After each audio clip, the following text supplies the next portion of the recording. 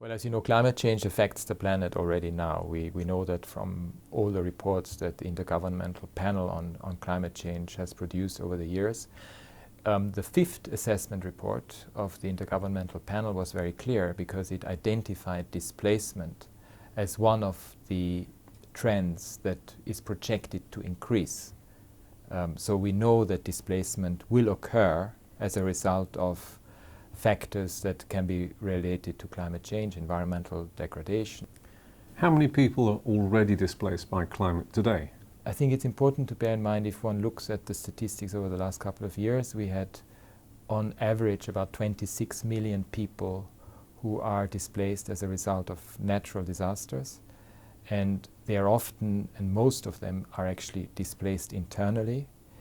We have seen a doubling of these figures since the 70s. And if one looks at just 2008 to 2014, you have 184 million people who were displaced as a result of natural disasters. Which regions or places are most vulnerable? If one looks at the overall statistics and the most extreme weather events that have a direct impact on people is in Asia.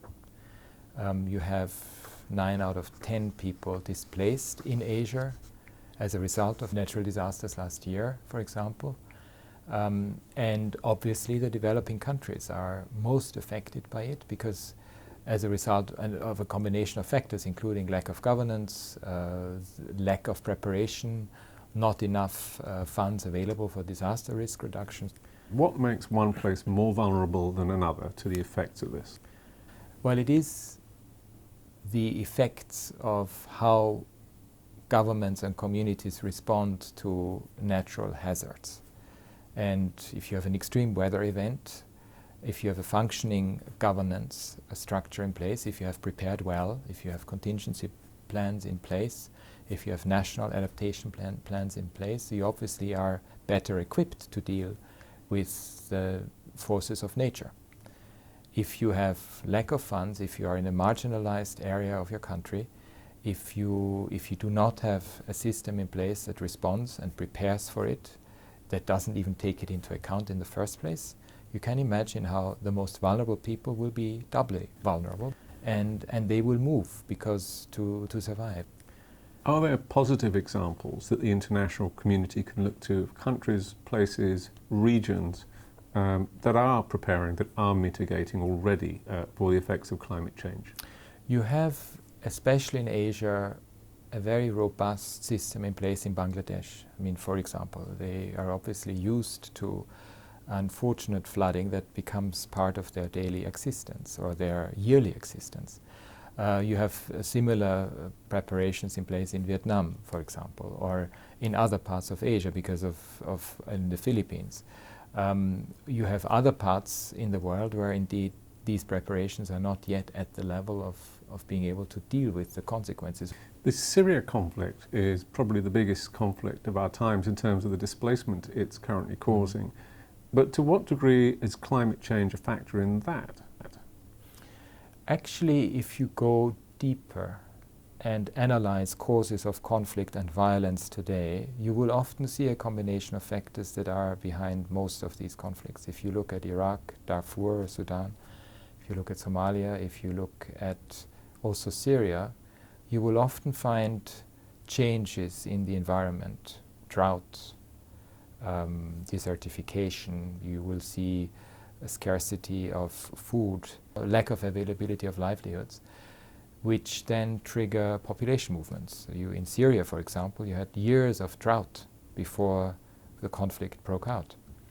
You had people, about 1.5 million, moving from the northeast, where the drought was particularly severe, moving to urban areas. So you create a potential of unrest and potential of tension that needs to be addressed very quickly.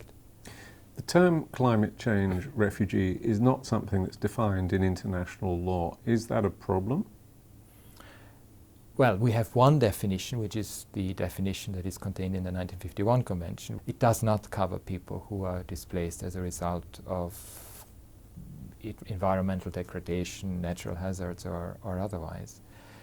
And so we don't have a definition of if you like, people who are displaced as a result of that.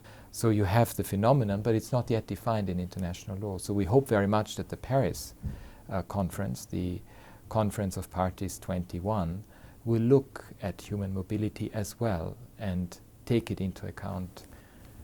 How many people will be displaced by climate change in future? Is it possible to predict? I think it's very dangerous to project because these are multi-causal elements that we don't really are able to project at this point in time. What is UNHCR hoping to see come out of COP21 in Paris? Well, we obviously hope that there will be a binding agreement that would reduce the greenhouse gas emission. We also hope that in the deliberations there will be thought given to how human mobility can be part of the adaptation strategies, for example, and that it's seen as a reality that is prepared for and that is tackled with.